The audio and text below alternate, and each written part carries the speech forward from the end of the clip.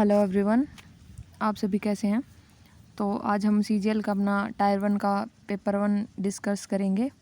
मतलब कि 2019 में जो भी टायर 1 के पेपर हुए थे। हमारे फर्स्ट क्वेश्चन से स्टार्ट करते हैं। However the rate of population increase is another important factor to consider. This change can be express in two ways. Growth of population refer to the change in the number of inhabitants of a country, first in term of absolute numbers and second in terms of percentage change.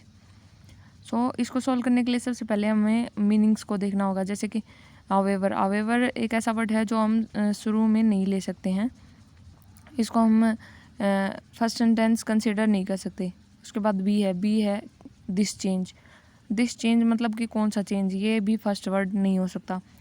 उसके बाद है growth of population refer to the change in the number of inhabitants of a country, ये हमारा first sentence हो सकता है। उसके बाद the first in terms of absolute numbers and second in terms of percentage change, ये हमारा first हो सकता है। लेकिन आप देखो बी में दिया हुआ है this change can be express in two ways, और उसका आंसर हमें डी में मिल रहा है जो कि फर्स्ट दिया हुआ है। कि मतलब फर्स्ट कौन सा चेंज, दो वे दिए हुए हैं, फर्स्ट डी में दिया हुआ है, तो हमारा सी ही एक अकेला ऐसा बचा जो कि फर्स्ट आ सकता है। उसके बाद सी तो पहले ए ऑप्शन में भी और बी ऑप्शन में भी पहले नंबर पे दिया हुआ है। हम ऑप्शन से भी क्वेश्चन को सॉल्व करने की कोशिश करेंगे। और उसके बाद बी के बाद डी आएगा, ये भी हमें पता है, तो ऐसा सिर्फ ऑप्शन ए में ही दिया हुआ है। आगे बढ़ते हैं। ओब्लिगेटरी का मतलब होता है जो कि ज़रूरी हो, जिसको टाला ना जा सके, और ये सिनोनिम बताना है हमें, और इसका आंसर होगा मैंडेटरी।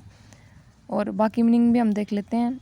ए है रेकलेस का मतलब होता है लापरवाह।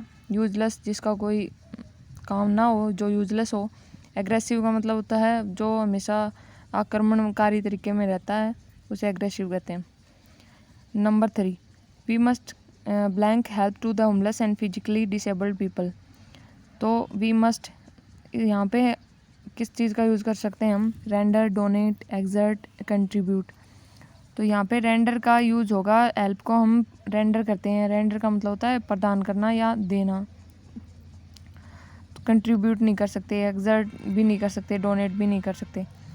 फोर्थ सेंटेंस है हमारा, one of the boys from our school have been selected for the national badminton championship.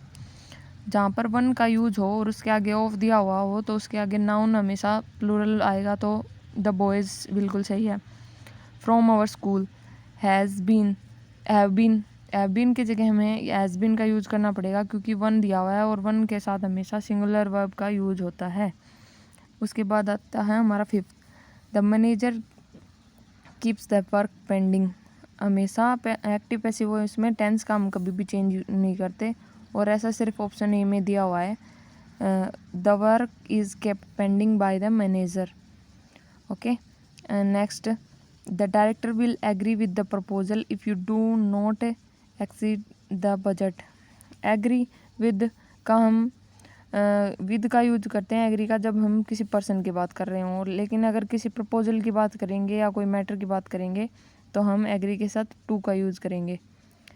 आगे हमारा दिया हुआ है फिलिंग द ब्लैंक्स। सबसे पहले इसको सॉल्व करने के लिए आपको एक बार पूरा पैराग्राफ रीड कर लेना चाहिए एक सरसरी निगाह में। उसके लिए हम पहले इसको रीड करते हैं। Communication plays a role in the all development of a man. It can be learned by our efforts. Today's success is our professional life depend on our to read, write and speak well, which results in effective communication.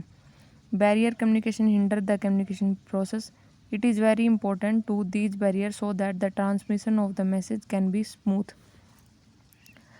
तो हम पहले blank से शुरू करते हैं। Communication plays ए, क्या play करता है communication? Better, vital, total, lifeless. देखो लाइफलेस हो नहीं सकता, टोटल का भी कोई मीनिंग नहीं बनता। यहाँ पे हम वाइटल का यूज करेंगे जो इसका मतलब होता है महत्वपूर्ण, जरूरी, एक जरूरी रोल प्ले करता है communication in the overall development of a man.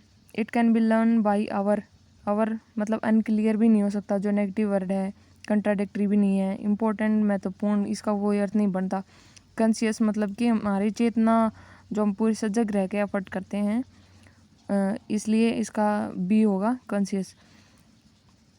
Today success in our professional life depend on our blank to read के लिए क्या चाहिए होता है हमें? एबिलिटी। एजिलिटी का मतलब फुर्ती। फैसिलिटी भी नहीं चाहिए होगी। वैरायटी तो भिन्न भिन्न हो गया, मतलब कि डिफरेंट, ये भी नहीं होगा तो इसका एबिलिटी होगा।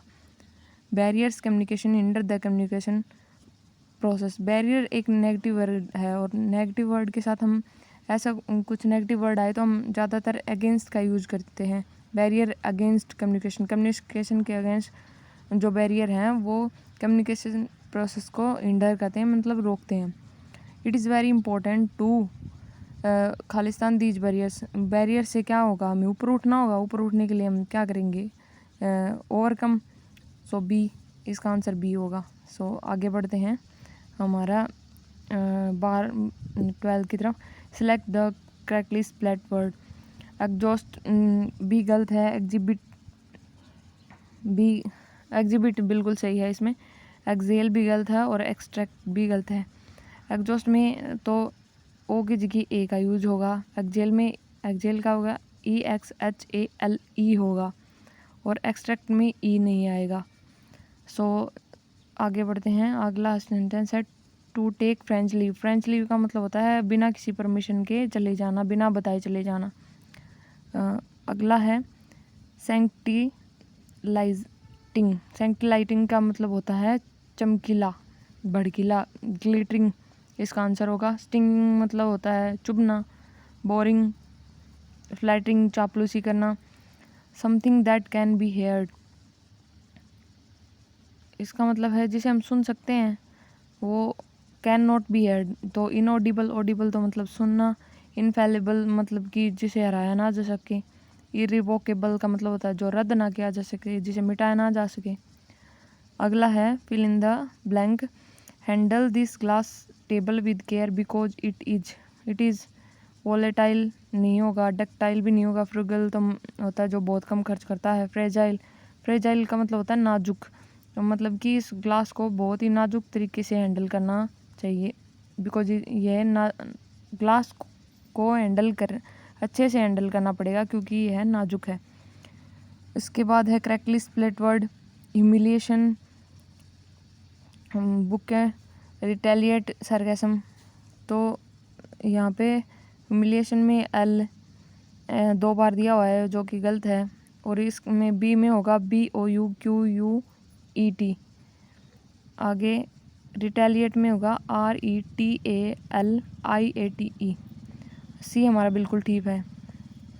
एक्जोडस का मतलब होता है, इसका मैं एंटोनिम बताना है। एक्जोडस का मतलब होता है बहुत बड़ी मात्रा में कुछ लोगों का निकाल देना या मतलब किसी जगह से निकलना बहुत बड़ी मात्रा में।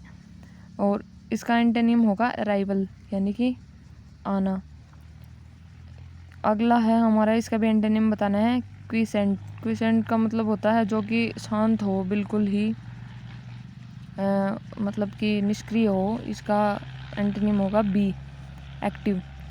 ये अगला है हमारा ग्रुप ऑफ वर्ड्स गिवन, मतलब 1 वर्ड है। A song sung at a burial, मतलब कि किसी के मातम पे गाया जाने वाला सॉन्ग। इसका आंसर होगा हमारा डी। सोनेट होती है एक 14 लाइन की कविता। बैलेड होता है हमारा किसी प्रेम गीत को हम बोलते हैं। और ये हेमन होता है ईश्वर की प्रेज में गाया हुआ गीत। आगे है हमारा एरर।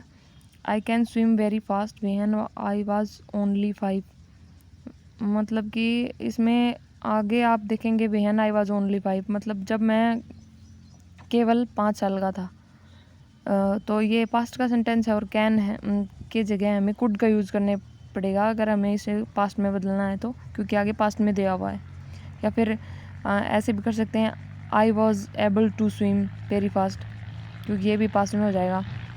अगला है idiom. A hard nut to crack, मतलब कि एक डिफ़िकल्ट प्रॉब्लम। अगला है एरर है इसमें, मतलब कि हमें इम्प्रूव करना है, एरर नहीं है, sorry. The captain as well as देखो मैंने आंसर बता ही दिया। इसका बी होगा। The captain as well as the players was.